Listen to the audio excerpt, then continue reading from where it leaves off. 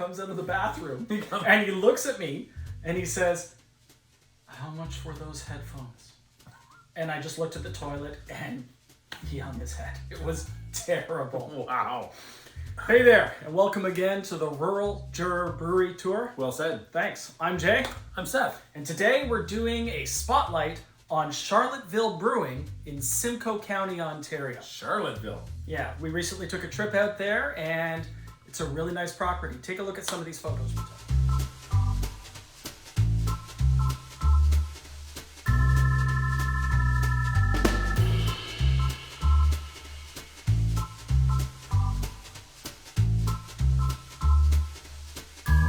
So we're going to be starting today with Fancy Pants Amber Ale. Fancy pants. Yes, they named it after you. Your pants, they're fancy. They are. You're wearing fancy pants. But Thank you. this is their version of an amber ale.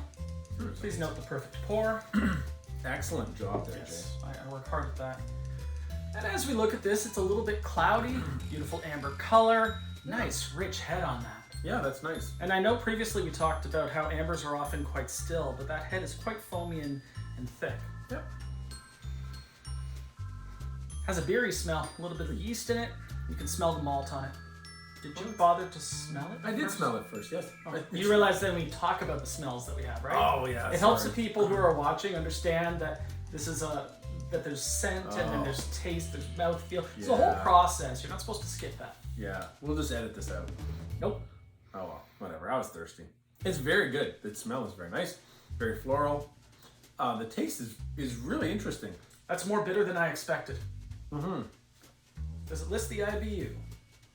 20. I would have expected a lot more than that. No, yeah, but I was going to say that the bitterness is not hop bitter. What's it from? Water bitter? I don't know. That's what I'm trying to come up with. This is more bitter than I would expect from just an amber ale. With a 20 IBU, to me that doesn't speak bitter.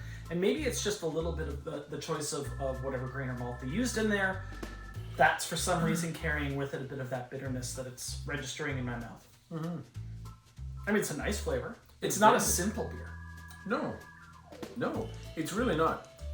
There's a lot of complex flavors in this. It's quite nice, but it's certainly not what I expected. I expected a fairly, standard run-of-the-mill kind of amber ale, but this is not that at all. I'm getting the malt, but the malt is overpowered by the bitter for me. Mm-hmm. And I feel like if it had a little more malt to offset that bitterness, it might present a totally different flavor profile. I might pick up on more subtleties, but the bitterness is overpowering anything else in it. Yeah, and not that it's a super bitter. It's just that that's the last flavor that's in your mouth. Exactly. Is the bitter. It's not a clean finish. It's just a bitter finish, which is okay. I've had bitter finishes. Want to elaborate? No. I don't know what to make of this beer. To me, an amber should be easy drink. Flavor profile should be well-rounded, but this has edges to it that I'm not expecting, and so it's really challenging me to find some of the flavors that I want in there, and they're there. But again, that bitterness is just lingering more for me than I think I'd like it to. The next up is the Farmhouse Saison. I like farmhouses. I like saisons. Yeah, me There's too. 4 of them.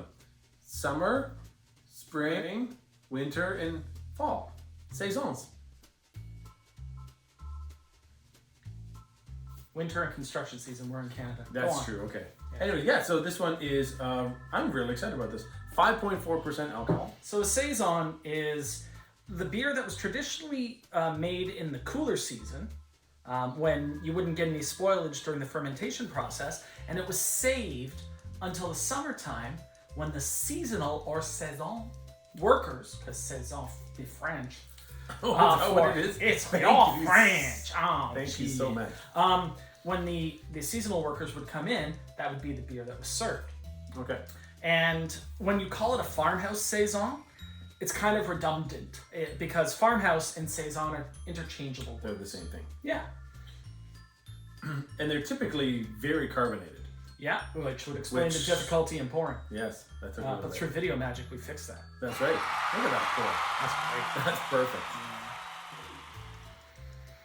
Okay, so I'm getting a hint of bubblegum off the nose. Yeah, and A little bit of citrus, but light citrus. Like lemons. And I've often found that when you've got some of that Belgian yeast in there, you get that bubblegum banana kind of flavor. Or scent. Maybe flavor. Oh yeah, that's like bitter bubblegum. Yeah. Very carbonated. The mouthfeel is very carbonated. Much unlike any of the other beers that you'd probably ever have. It's super carbonated. And it adds a little bit to that bitterness in your mouth just because of the... Well, you get the tingling from the bubbles, and then you get the bitterness. It's activating the surface of the tongue there. Yeah. Yeah, I'm getting spice in there. Yes. I'm getting maybe a little nutmeg. I was thinking nutmeg. Yeah. I was... Maybe some clove. Yes. There's clove in that flavor. Definitely. But the bubblegum really hits you at first. I don't think I could drink a lot of this beer. No, this would make me burp a lot. Yeah, I think I'd get some stomach upset with that. But it is a nice flavor. And you know what? For all of that stuff, it's very smooth. Yeah. And it leaves your mouth very clean at the end. There isn't a bitterness aftertaste, or there isn't a whole lot of spice. On that one, we're going to disagree because I feel that the bitterness is present right at the end, and it's lingering for me. It's lingering. Oh, is it? Okay. For me, it's not. It's just a nice, clean finish. There might be the hint of bitterness, but it's a nice, clean finish for me. All right, so the next beer that we're going to be doing is Rally Point Juicy IPA, and it's well documented on this show how much I enjoy juicy, hoppy IPAs. Rally Point. 5.5% and 30 IBU, and it's using El Dorado and Cashmere hops. Ooh. It's a double dry hopped juicy IPA. Is it say it's double dry hopped? Yes. Wow. That's why I said that. Well, I just didn't know that the other labels didn't really have a whole lot of information, so that's why I was okay. I can read. Double dry hopped. Double high dropped. Double dry hopped with juicy cashmere, IPA. and what was the other one? El Dorado. El Dorado. No, that's not the right song. But you could do cashmere. Da-da-da-da, da-da-da-da. You could do that. I could. But We're not guitarists. Okay. I like how there's juice or fruits on here. So you've got lemons, pineapple, mango, orange, and papaya. Well, I know why. Do you? Why? Smell this. I've heard that before from you. Wow. Yeah, smell my vinegar. No. Wow. I'm getting a freshness, but only the lightest scent of fruit. And it's not hazy. It's not a hazy juicy. It's slightly hazed. There's not much there. Not much. No. Yeah. But the smell. Wow. For fruit. Wow. Oh my goodness. So fruity. The taste is not overpowering with juice. It's a bitter, hoppy IPA, but I'm not getting that sweetness that you would associate. Oh, there it is! Right at the very end in the back of the throat, it hit me. Oh, there it is! Oh, there it is! Oh, there it is! Right at the very end in the back of the throat, it hit me. Oh, there it is! Wow, I got that juicy finish. Wow, I'm not getting. It's thinner than I thought it would be. Were you expecting it to be like one of those juicy ones like we did in the hazy juicy episode? I think so. I know that it's not hazy, but I still expected it to have some body to it. It certainly has lots of flavor, lots of smell, but I feel it's a little thin in texture, not thin in flavor. Okay. Thin in viscosity.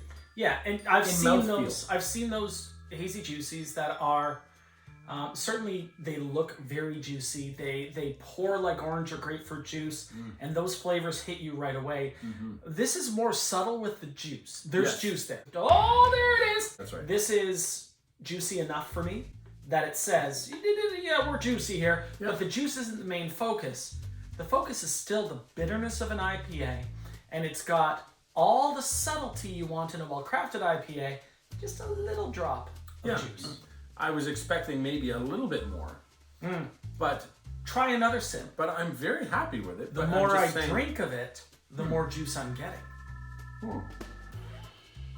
In other words, shut up, Seth, and taste the beer. Shut up, Seth, and taste the beer. That's good advice. Yeah. So the last one we're going to do today is the Potty Mouth Porter. Is that actually potty mouth? It's No, it's P%TY MOUT hashtag porter. Yeah, the hashtag. So put % C mouth hashtag porter. And then there's a mouth. It's Good picture of her mouth. Yeah, doesn't look like a toilet. It's potty mouth. I'm still having fun here. No, it's got it's cocoa and dried berries in it. Dried berries. Does it say what kind? It does not. Oh, son It's of just a... dried berries. We have to that's kinda assume that exciting. it's straw, blue, rasp, black, bumble, Saskatoon, elder, yeah, Saskatoon, mull. Yes. You ever had mulberries? Yes. Growing up, I had All around the bush.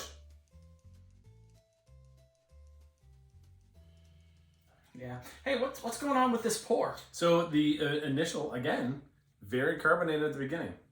And I let it sit and everything else. It's Not so. not so much. But Sniff that. I'm getting coffee. Oh, not God. espresso, but I'm getting like coffee bean. oh, it's heavy coffee bean.